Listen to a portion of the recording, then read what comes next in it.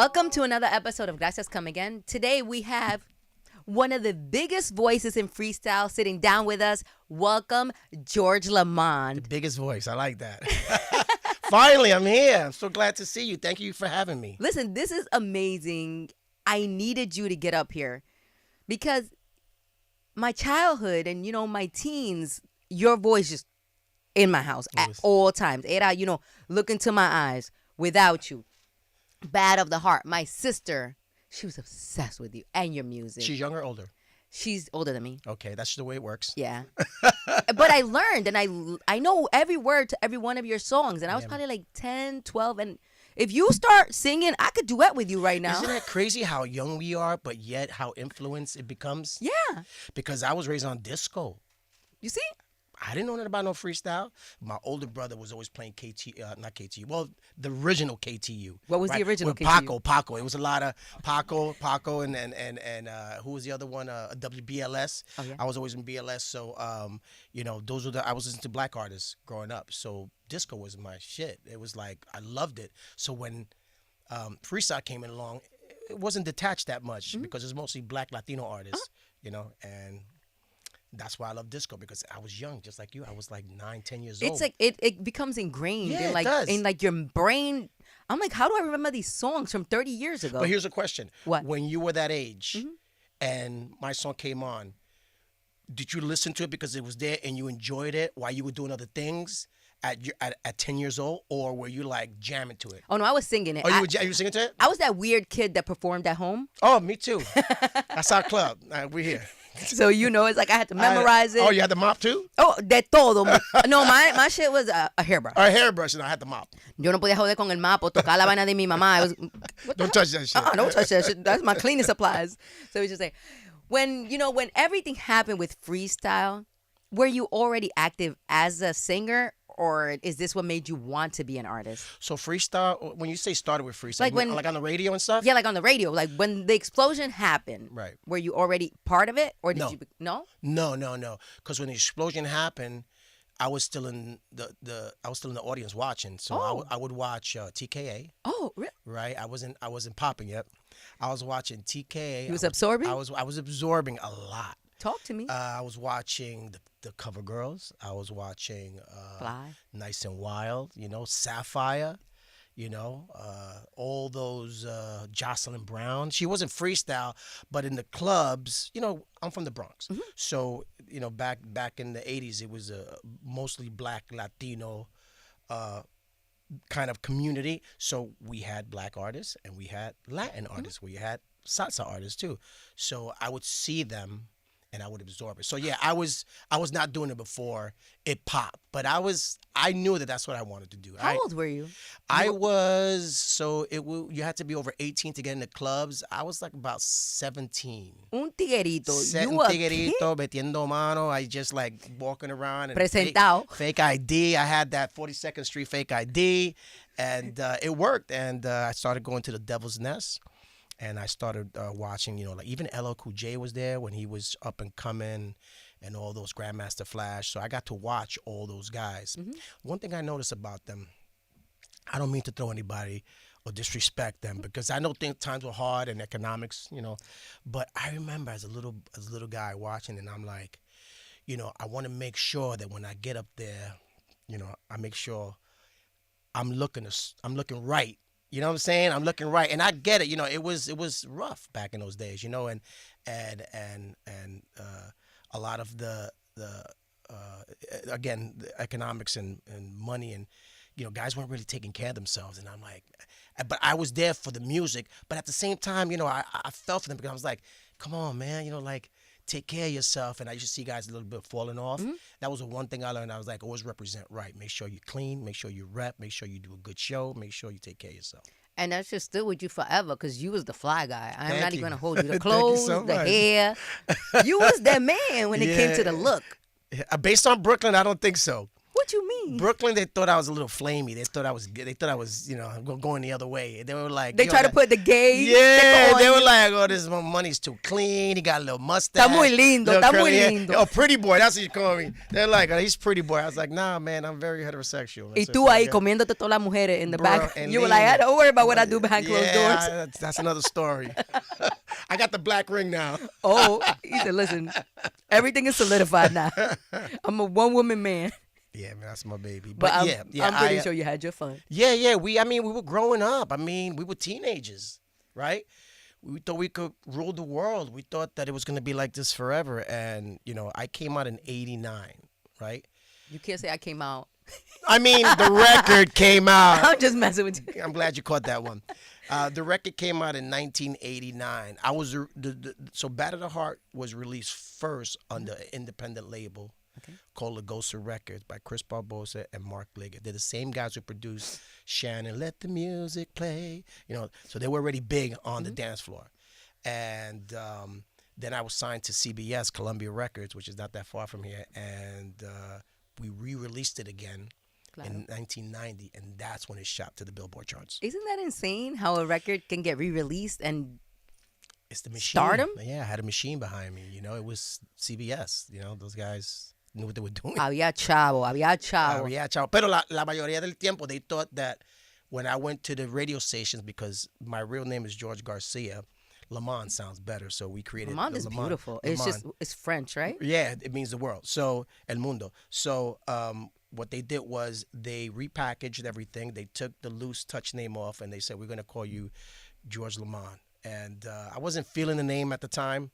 So they came up with the name? They came up with a couple of names. John Coppola, I remember, he had Chaos Records. He came up with the name. He was Italiano.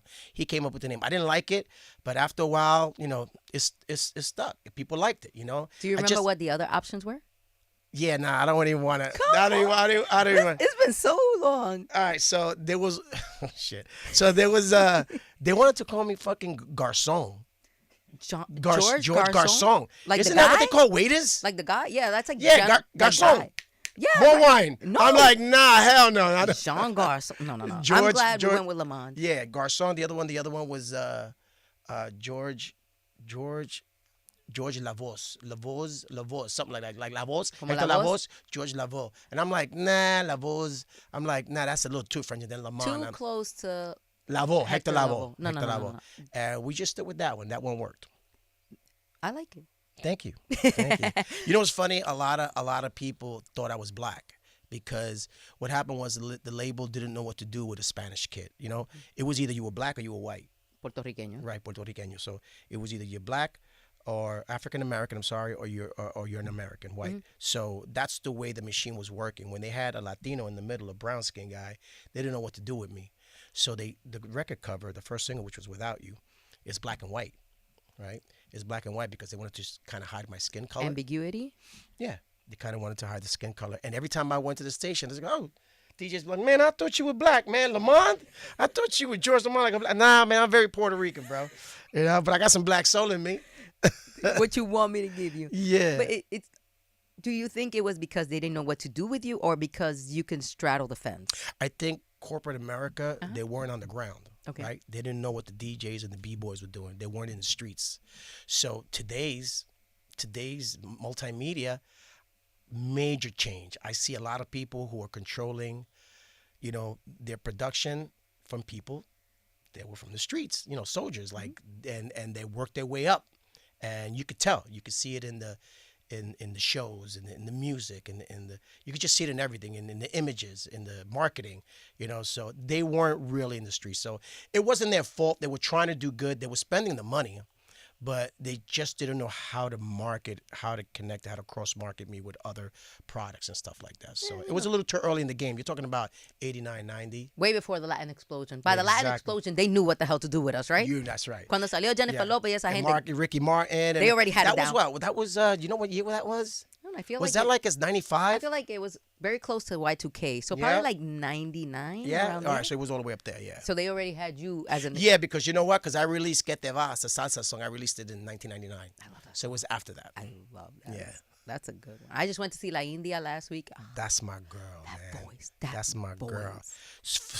funny story. So, we all go to Orchard Beach. If you're from the Bronx, you got to go to Orchard Beach. And Claro. so you already knew who the singer is. Like when you're in the singing game, you have cliques. Spanish Harlem. You got South Side, you got North Side, West Side, Bronx. Then you got Orchard Beach clique. So in Orchard Beach, you always saw in Section 8 La India and Marc Anthony. They weren't that far from one another. We all came from the same neighborhood. Marc Anthony, you ever have a friend, any of you guys have friends that they just sing and they don't shut up? They always, like, they can sing, they sing really good, but they just don't shut up? That was India and Marc Anthony. At least they could sing. No, I'm saying, but as your friend, My friends can't sing. No, the record they weren't even signed yet. Oh, this was They before. weren't. No, they were just hanging out, chilling in the beach, and everybody, we're trying to get the honeys, and he's like, lead, and I'm like, bro, really, bro? He would get all the chicks. Tumba and, eso. Tumba la nota, big time. and India was doing the same thing, and I would hear her from here. You just knew they were going to make it. I knew it. I was like, they're destined. I was the opposite. I was the one that never sung. My family didn't know I was singing. They didn't know that I was doing my demos. I didn't want to fail. But you knew you had a voice. Absolutely, I knew I could sing. And nobody else knew? Nobody else knew. A couple of my friends knew, but I kept it away from my family. Why? Because I didn't want them to think I was gonna. I didn't want to fail.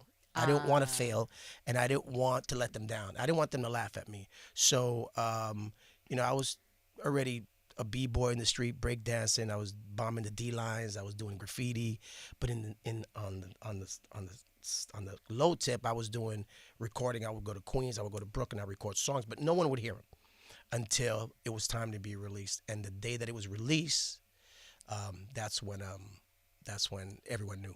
Really? That's when everyone knew. Yeah, they were like, "Wait a minute." What did mom and dad say? Like, who was there? So I was working at a casting agency on 22nd and Broadway, right next to Tommy Boy Records, and my record came on a radio station. And that radio station back in the days used to do a Hot or Not. And What station was that? Do you remember? Hot 97. Okay, so Hot 97, It was Hot or KTU, Not? Hot 97. That was when it was a dance station. And they did a Hot or Not, and Bat of the Heart. They picked Bat of the Heart that week because it was gaining momentum in the clubs. It was playing in all the clubs, so it was still an independent record, and they gave it a 90% hot. Nice. Right, so they're dropping all the bombs and everything, so it got added to the radio station. It got added to on rotation? Rotation just like that.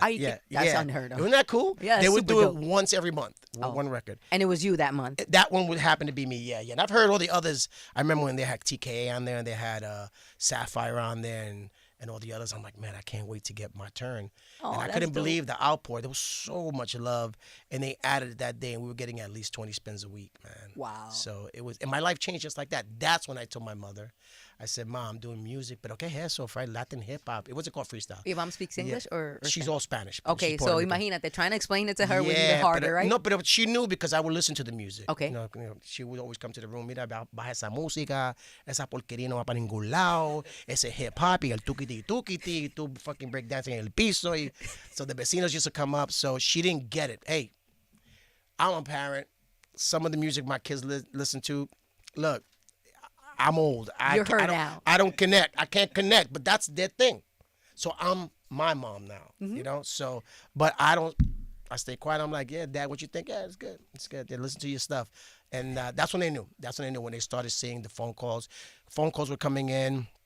Limos pulling up. Oh. The BX picking me up. They looked out the window. They were like, yeah. They're like, ¿a dónde tú vas? And everything was fast. Did you stay living with them? So what I did was I moved my mom out. So the first thing I did was we needed a bigger place, and I got our place in Queens, in Flushing. Okay. So we moved her to Flushing, and I got a big place, balcony, just something a little bit. Un buen hijo. Just a little bit better on the eyes. I'm surprised she let you do it, because Latina moms, once they locked in with their building. Nah, my mom wasn't like that. My mom was she's a very strong woman, and she was very for the future. She was always one step ahead of everybody else. So that's the great thing that she implemented on me. So we moved her out, got her in, got her first place. I took care of the rent for the first couple of years, and then I moved not that far from her. You got to move, because sometimes, mami, no estoy cocinando, hook me up, give me some food, ven pa casa, I got you.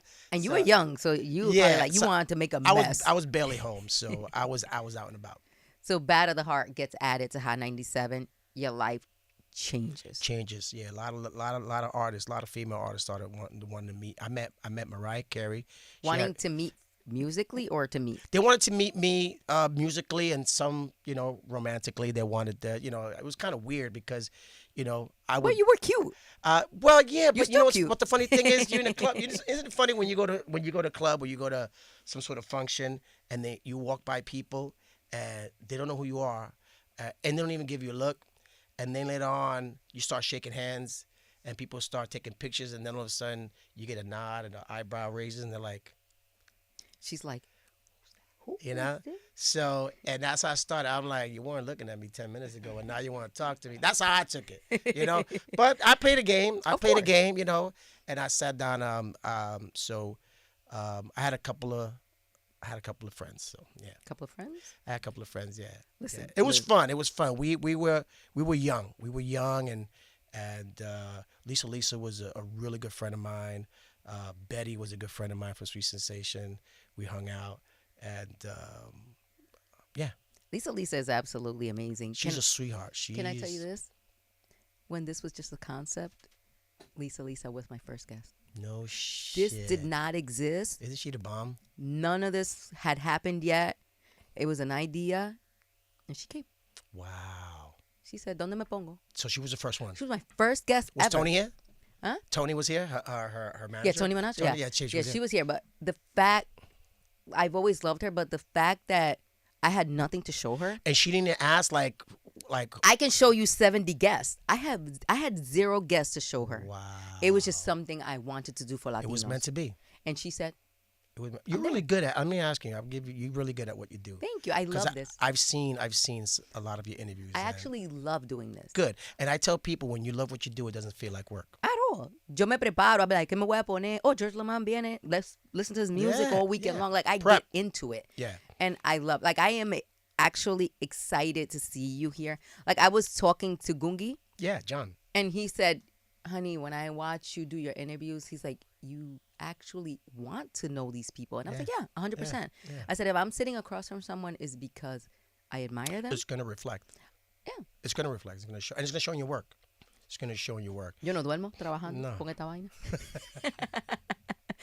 Like, if we talk about salsa, dime de la salsa. Yeah, man. Whose idea was that? Was that your idea? That was my friend Sergio George. So Sergio George, I don't know who Sergio George is. He's like the Quincy Jones of salsa. He's produced Marc Anthony, Victor Manuel, Beto Santa Rosa, La Casi India, nadie, everybody, casi nadie. everybody. We had one day he called me. He had already did some other salsa artists like I think he did Lizette Melendez and I forgot who else and Sapphire. And then he says, "Yo, come to my house." So I got this idea. You want to do Bad of the Heart? Nah, that's not gonna work, bro. If we're gonna do salsa, it's gotta be something original. So I went over to his house in New Jersey, and Tito Nieves was there playing basketball. Casi nadie. And Oh my then yes, that's my man too, Tito. And they're playing basketball, and he goes, "Come downstairs. After this game, I wanna let you hear something." He went ahead and I had a song. I don't know if you know, "No Matter What" with Brenda K. Starr. Of course, the I do. ballad, right? So I also sang that in Spanish. I had did an album on CBS. I took a lot of my freestyle stuff. A lot of people don't know about this album. It's called Creo en Ti, and I did a Spanish rendition of all my freestyle stuff. So I did, El amor que me das, tocó mi corazón, contigo pude. So I did that one, but it was a ballad. It wasn't in salsa. Yo, Money took it into a salsa, and I was blown away. He goes, "I want to play something for you," and he presses play, and No Morirá starts. And I hear the chord progressions, and I'm like, "Se me para." Look, my hairs are standing up right now. I was like, "George, Sergio, this shit sounds awesome." He goes, "Bro, this could be you, man. Let's put you on this song." So I started recording the song. And Don't tell me that day. Don't tell me that day. No. Okay, I 'cause came I'm back. like, No. I'm like, He shit, said, after the basketball game? Nah. He said, "Take it home, learn it." I came back, and I nailed it. And we were ready to release it. And I remember he kept on saying, "Why don't you invite your dancers?" I'm like, "Why do my dancers need to be in the recording studio? They don't sing." "Nah, so they can hang out." I'm like, "Whatever." All right, but they never came. And it was because he was trying to create a group called DLG, dark Latin groove. I love DLG. Right? So DLG was Huey Fragancia and the Barber, right? So it was DLG. He wanted me to be Huey, and he wanted my two other guys who couldn't rap or sing to be in the group. Oh. But he didn't get it. I guess he had an idea or something. He was going to make him, I don't know. So it didn't happen. Contractual, it wouldn't work. Okay. Right? So what did he do? He took my voice out, and then he put Huey's voice on it. If you listen to the song, to the original song, those are my backgrounds on there. Oh, word. So that's my backgrounds, and some of the soneos on there. Not all of them, and that's not to take away from Huey, because Huey's nasty. That boy's bad. He's sick with it. Yeah, he came. I remember when he was young. He says, "I want to be George Lamond," and he sang "Without You" in front of my face, and he sounded better than me. No.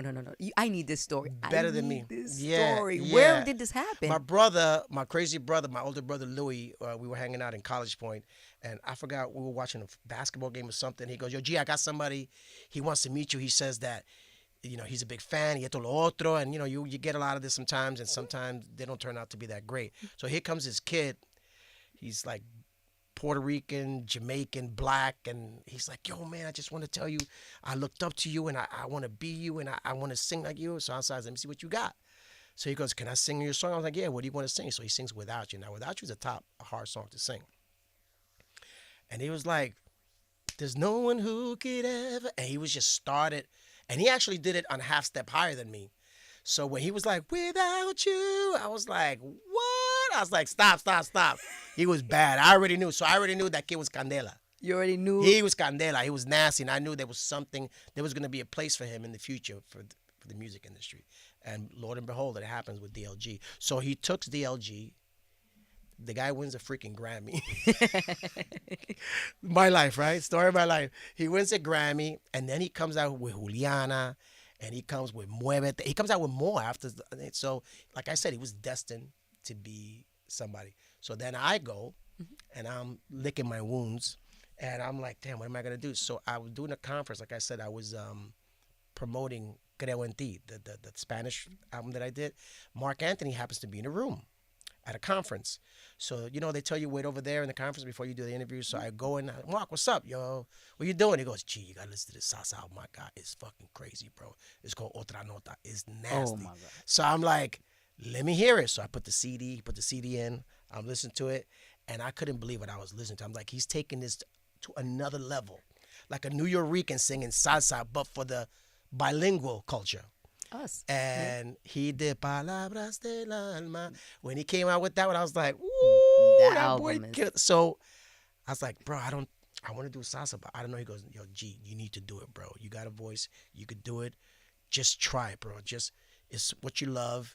Just attack it like you were attacking every song." And I went in, recorded Que Te Vas. And I remember recording that song the minute I did that, "Ya lo sé, que tú te vas." I already knew it was going to be a hit song. I knew it because I heard the arrangements. Shout out to Miguel Bonilla, who did the arrangement with Lucho Cabarcas. And it was a #1 record on Billboard Latin Tropical Radio, man. So I was blessed with that song. That song right there, it's just That classic. was a big song. It's like a staple in our household. Yeah. It's just an amazing song. I feel like every Latino I know knows that song. Word It for is. word. It's like, and you know what? I'm blessed that happened because, to come into a scene, into a genre that I knew nothing about, man, when I tell you that jolted me into una cosa nueva, like I had to learn a lot of the politics, a lot of the Spanish, a lot of the wording and the framing and the culture.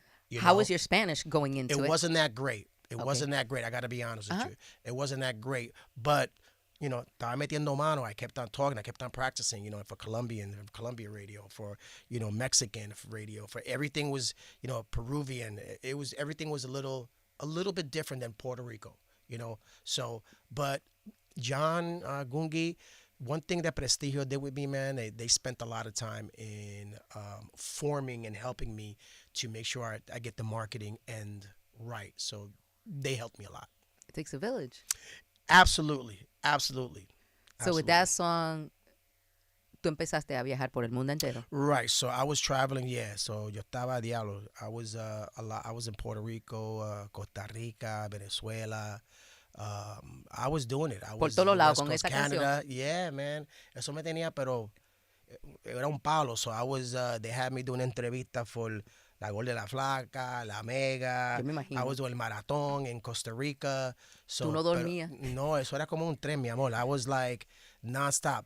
If I could take it all back now, I wish I could slow it down because I don't remember much because that's how fast it was moving.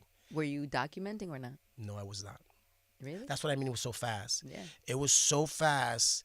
I was trying to capture this new person, the new individual in the salsa game because everyone knew who George Lamond in the freestyle game was. I was more of an adult contemporary artist in the salsa game. I was trying not to be that street kid. It wasn't me. I was more romantic, salsa romantica, you know. So I was trying to be like a little caballero and just trying to keep my Me balance. stay in the lane. Yeah. And salsa is something that is amazing. And India and Marc Anthony have this kid, Luis Figueroa. I don't know if you've heard. Bad, nasty kid. I him. love him. And he sang a duet with India. And I was talking to him He after did the duet. Yeah, he did the Marc Anthony song. So I was just like, I told him, I said, bro, when I heard that song come on, I said, he better bring it. He's the future. Like, That boy's bad. he is, right? That boy, yeah. He works with a friend of mine, Junito Davila. He does a lot of his production. I like and him. I've heard some of the stuff. The kid is bad, man. He is. And his He's voice, bad. bro. And I've seen him. Have you seen him live? Yeah, so I'm live. He opened for India. I don't want to say open, but Right. they performed together. Right. Yeah, he does. I think they have sort of like the same management Yeah, kind they of. do. So I know he's been filling in because at one point Mark and India they weren't talking. So, but that's over and done with. I think they did the Grammys recently last year. And Ya se acabó eso. Yeah, ya se acabó la vaina. So That song is just too it's too good iconic not to do. that right? we Not- need to make gotta up. do. Yeah, it's We definitely. can fuck everything. We just need to be able to perform this song for But these he- people. But he stepped in. He held it killed down. I was like, Yeah. bueno, está bien. Yeah, he's the new future of salsa. And, Right? I and wanted to see if you felt the same way. No, absolutely. He's the new future of salsa. And, the game has changed a lot because back then there was a machine behind it. And in today's world is more, it's a lot younger. And it's more dancing. It's more danceable salsa. And the politics is still the same, but you got to have the right team around you. And most of those teams are in Miami. Yeah. Claro que sí, hay And que estar la I'm a latinidad. New York boy. I stay in New York, man. This is where With this show, I feel like I'm going to have to go to Miami because I was talking and I'm like, everybody who comes from Miami. Yep. He lives in Miami. Jake Gilles lives in Miami. Que si Lenny Tavares. Everybody, Yeah, I'm like, yeah. ¿qué yo hago en Nueva York? Esperando que ellos vengan a visitar. Alex Sensation lives out there. Tito Nieves lives out there. What we doing, George? What we doing? Yeah. What we doing? We I don't moving? know, man. No vamos a mudar. Believe me, it's too crazy down there. I'd rather stay up here. You're not going to move from point A to point B real quick over there. When you're in New York, like, do you still have spots that you're like, I gotta go back to this spot all the time? Yeah, man. I've been going to Barrio BX in the Bronx. Yeah. My boy Put Tony me owns on. that What's place. That's a little bar. Okay. It's a little bar. He knows about it. It's a little bar in the Bronx, and you got the spirit of New York and Puerto Rico in one. Tengo que ir para allá entonces. In one, and it's almost like leaving your house and going to your aunt's house. The food is amazing. The vibe is always popping. They always have the great music there. Vamos para allá. And you learn a lot of the culture because the owners of that establishment, they're very pro Latino. They're very for the advancements of Latin culture. So whether it's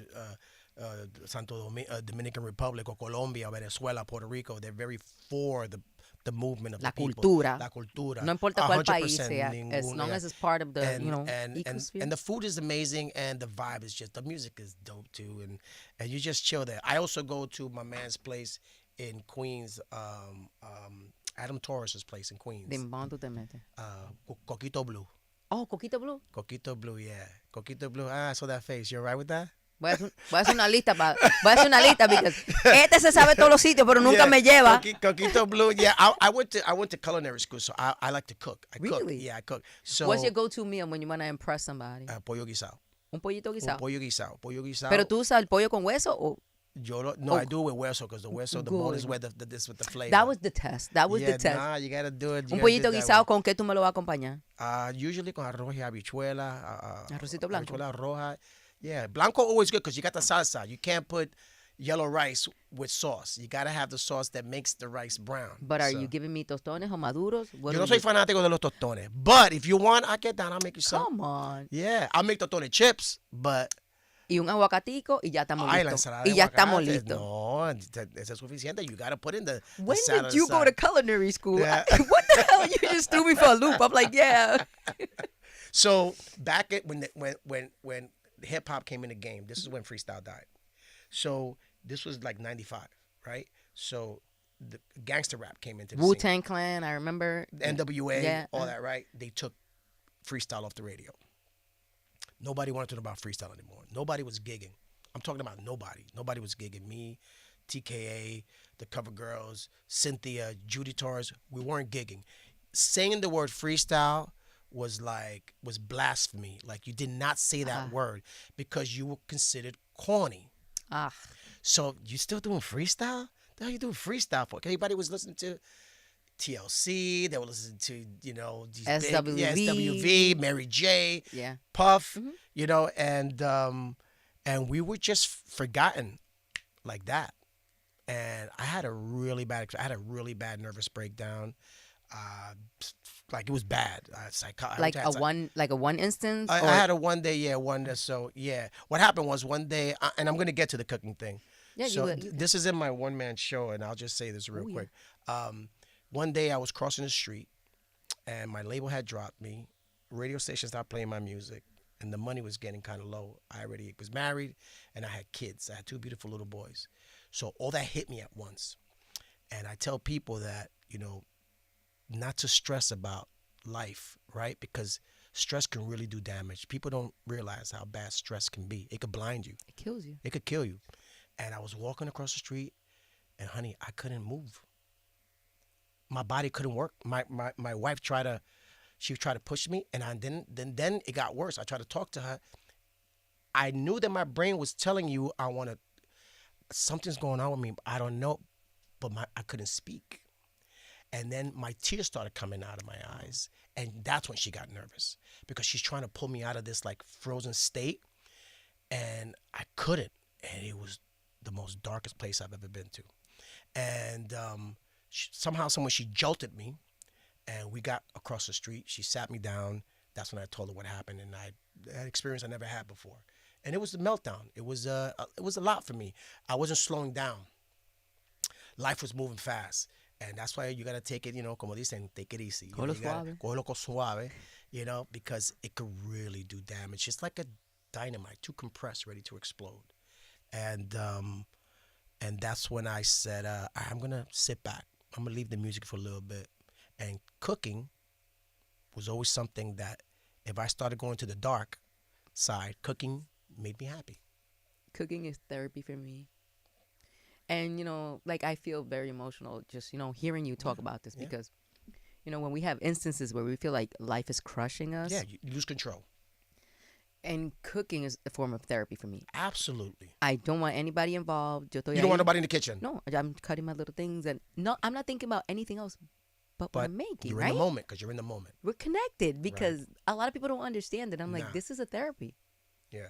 And you use cooking as therapy? Everyone does something different. I love that. Everyone cleans the house. They watch sports.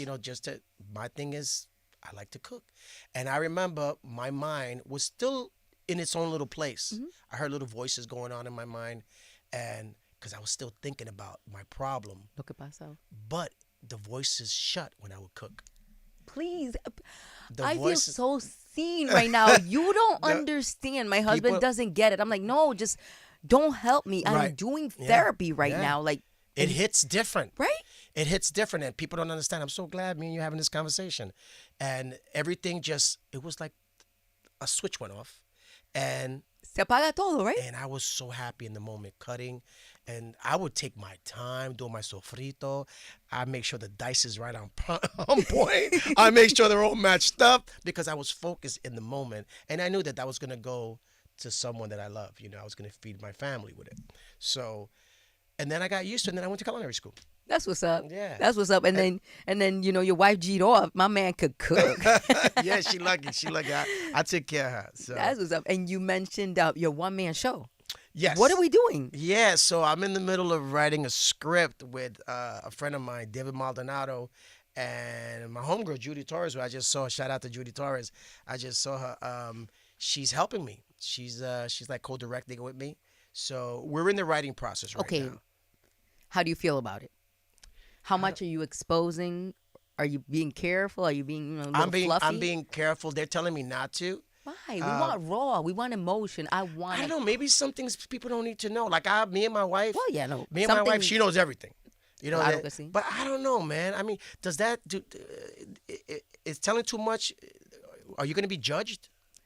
I don't think so because you know what it is? It's all up to you what you divulge, you know what I'm saying? But with vulnerability comes connection. Yeah, that's where I'm at right now. Like I'm at a fulcrum right now. I don't know which side I'm gonna go, but so I'm starting to write it out, and I'm Hmm. starting to. Sometimes you don't want to throw people under the bus. Oh, You like know, family? Oh, no, personal and business, oh, okay. All right. both. I know. But I know. again, there's a certain way that you can paraphrase it where We could change we names. could change. Yeah, yeah, that's what I'm. So, but at first I was all for it. Then as I started getting into it, it was getting deep, and it was going back into that dark space again. But that's something else that needs to be explained because stress is something that people shouldn't live with. So I'm actually going for it, and it's again we're in the early middle stages of it, so we're trying to finish it up, and I'll see what I can do regarding names, but I'm a loyal guy, and I don't like to throw people under the bus. That's just the way I've been. It's funny. Someone told me, George, I get it. You don't want to throw people under the bus. Where has that got you? And they told me this, and I'm gonna tell you right now, I've been there a lot of times. I've been right there at that lotto ticket, and because of loyalty, I pull back. You're a real one. Yeah, so I don't know if I would be a real one. I just know that it feels right to me. You know? People are not loyal. You're a real one. Yeah. Especially if you lost because you chose to I be lost. I loyal. lost. I lost. Man, I lost. I lost. I could have been. I could have been on a movie soundtrack with Oh my God, I forgot his name. The director that passed away, who did Boys in the Hood. Yeah, you know what I'm saying. Hmm? I was on the phone with Singleton and with Tego Calderon, and it was like that. And because I didn't do what I was supposed to, what anybody would do, Hmm. I didn't diss. So I stuck to my loyal game, and it never came out. Este es un hombre que, Yeah, an honorable man. yeah. Loyalty. I mean, Change the names. It's a Just change the decision. names. I It's want a- to hear. yeah, I want yeah. the tea. Okay, yo quiero el bochinche. Yeah. No me deje in the dark. Okay. I'm gonna try, but we're definitely throwing in some stories in there. There's a lot, but there's gonna be a few that's gonna be out there. Now I want to do a Mount Rushmore, Okay, a freestyle. nice. Let's do it together. We're gonna put you. How many faces on the It's Rushmore? four. Rushmore is four. So let's Okay. do a Mount Rushmore freestyle. You get to pick, and no te I po- get to pick. You can do yours too. Why don't we both do one? Okay. Let me hear yours. Come on. I want to hear yours first. All right, my TKA guys for sure. But that's four. That's already three guys. Listen, no, listen. It's gonna You said four. It's gonna be a three-headed monster, Okay. Three-headed monster. Okay. and then Lisa. Absolutely. Absolutely. Then we're gonna do Judy. Is she freestyle? I would. Well, she was like hip hop, but then She was before freestyle. Oh, we gotta take her out. Come Yeah, on. nah. You asked. I've spoken with Lisa. All right. Lisa says I ain't freestyle. I know. Yeah. I want her. But this is your Mount.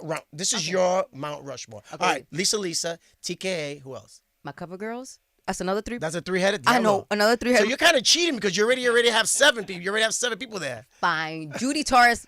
Okay, I Judy. have got to. I think that's 4. I'm not picking you. So you said TKA, Lisa, Cover Girls, and Judy Torres. I'm gonna go with Coro. Coral? Yeah. Okay. A freestyle. Yeah. It would be Shannon, Mm. right? It would be Naomi, Mm. right? Please don't go, right? Stevie B, Oh, Stevie B, and me. Hey, there you go. I love this for you. Why I picked Shannon? Shannon was produced by Chris Barbosa and Marc Liggett. Same team who produced Battle of the Heart, Look Into My Eyes, Where Does That Leave Love, Without You. No Matter What, Distant Heart. They produce all those songs. They produce Let the Music Play, and they also produce Give Me Tonight. They produce all those songs. They were the epitome of freestyle. I believe that Chris and Mark Liggett were the first production team to implement the freestyle recipe. The Oh, you got that. Right? You got that. Right? Real He got the intel. recipe, right? Yeah. Although their beat was like, that was their beat, right? So, and they sped it up a little bit. Everybody else started doing it. Stevie B started doing it. CoverGirl started doing it. And they implemented it into my production. They changed a little bit with me. But she was black and she was more African. She was a little bit like, I think she's mixed Latina, but she's more connected to her African roots. She was the first freestyle female, I believe. And then comes Naomi, the into your eyes, la la la la la la la la la. If you hear the piano, it goes Latin hip hop. Stop! You're giving me Gloria Right, Stefan right now. So that's Latin hip hop, right? So I consider her the first Latina of freestyle. Ooh, look at this. So you got Now I gotta track her down. African American, right? And then you got this dude from Miami with Jerry Curls. He's not even Latino. He's like, I don't know what he is. I think he's Portuguese mixed with African, or I don't know. And Stevie B comes out with, Party Your Body, dun, dun, right? He the Dun, man. dun. So then we go to New York, And then you got this little scrappy little kid from the BX. He's coming out with some clean, hard, love songs. They were a little bit more harder because a lot of stuff from New York, I believe the hip hop in New York and the dance and hip hop, we're clean. Our productions are clean. I believe, this is my opinion. Everyone else, back then, they were a little sloppy and dirty, which wasn't a bad thing. It was just that we were just cleaner and tight, And then we were tight too. So it was a clean fit for the New York, Northeast artists. So yeah, that would be my arrangement. Me, Shannon, Stevie B, Naomi. solid. And there you have it.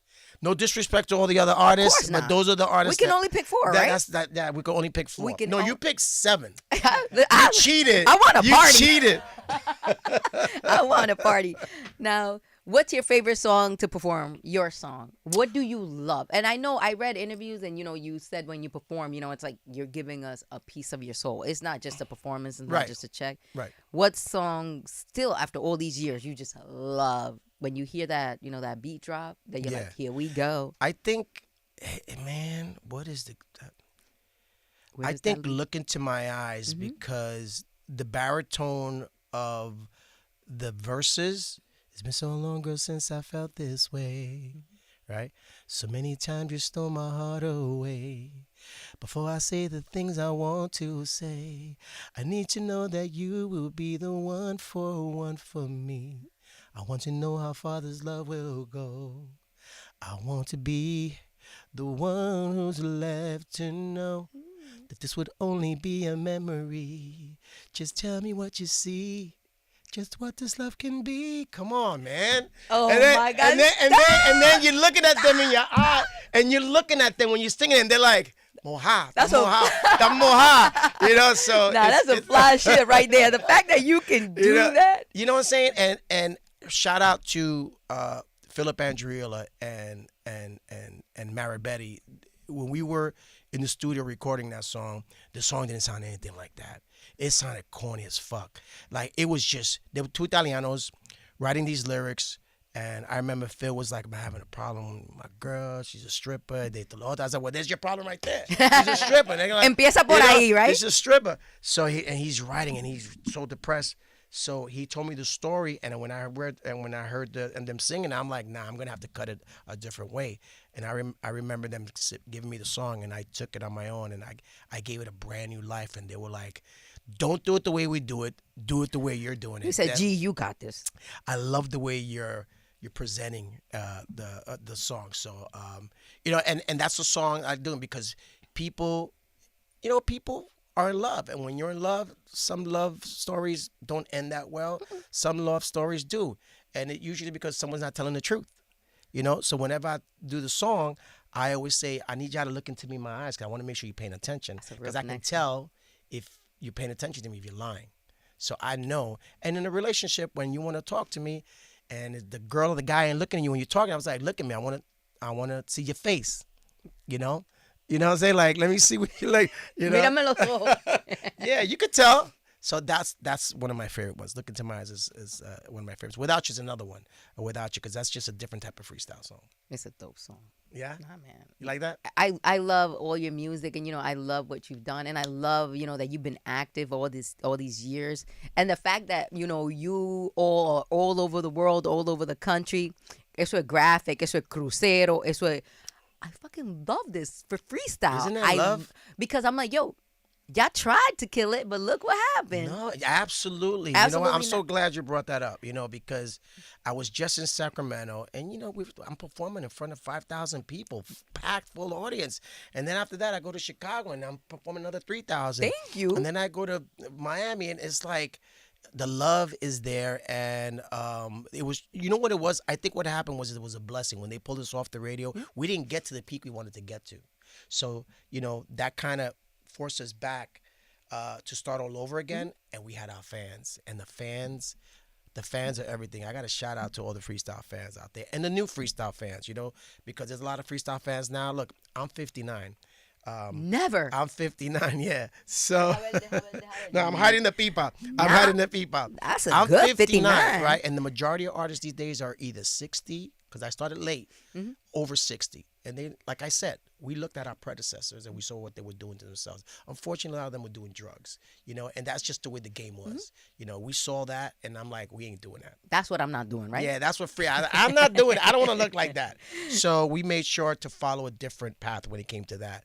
And the fans stood with us, and a lot of the fans are now bringing their kids. I got 23-year-olds, 24. My mom That's used what's to te lo up. otro, and I'm like, word? She goes, yeah, so it's all That's what's good. up. Nah, man. I love it. I love, that we're still here. The music is still here. It's, meeting new generations. And I'm glad you guys are shining the light on freestyle. I love because freestyle. you could have chose other artists. Never. And, I love freestyle. And the fact that you gave me a call and other artists to come here, it's appreciated. Brenda K. Star, we see that's you. she We see killed you. it on here. Yeah, that's my girl. Yeah. Esa mujer, mira. We're doing the 116 festival, and we have a stage, and we made sure she's on that stage. Mm-hmm. You know what? Freestyle. She's our girl. She got a whole band. She gonna crush. She's nasty. She is nasty. She just got back from. She was in Venezuela for like about 3 weeks. She just got back. I love her. She's, I love her. I love Latinos. I love what Latinos did for freestyle, and we're not gonna let that cease to exist. No, We're we gonna got let people. It's our thing. It's We our. gon- we gotta hold on to that bad, but I don't think it's gonna go anywhere. We I gonna think talk our we shit when it gotta comes to that absolutely freestyle, right? seguro, yeah. We actually redoing we're going back in the studio, me and her. We're gonna do No Matter What, like a remake again. Vamos, Because we were vamos. babies then, and now we're gonna come up with a new rendition. So we actually working on that right now. She's actually coming to the wedding. So word? because my wife loves Brenda. She's a fashionista. Oh. Like she was watching your page. She likes a lot of stuff that Qué you wear. chulo, qué She chulo, was qué watching chulo. you. She's like, oh, I like her little sweatsuit she got on. I That's was like, cute. all right. So her and Brenda, they're always They're always connected. Because Brenda went to beauty school. And that's the reason why she looks so damn You good. know what I'm all saying? the Her time. hair's always on point. Now Brenda look good. She's another one that is still killing it. But I know you got to head over to Hoboken. Yeah. You're I'm actually performing. gonna see her right now. I'm gonna Oh, go what? see her. Yeah. Look at that. Look at that. Look at that. Nice Just when we were segue. talking. Performing. You're still out here. And one last thing I want to say is, how beautiful is it that our voice stays with us till the last breath? Amen. Closing on that, I'm blessed every day to wake up and it doesn't even feel like work because I love what I do. And I tell people, if it feels like work, then you don't really love what you're doing. Because when you pour all your passion into something, first of all, you're going to open so many doors, not only for yourself, but for your team, right? And you're going to do so much better when it's just not work, when it's just fun. And that's what it is for me. Work is my love. It's my baby. So I make sure I take care of her because she takes care of me. Gracias. Come again. Hey now.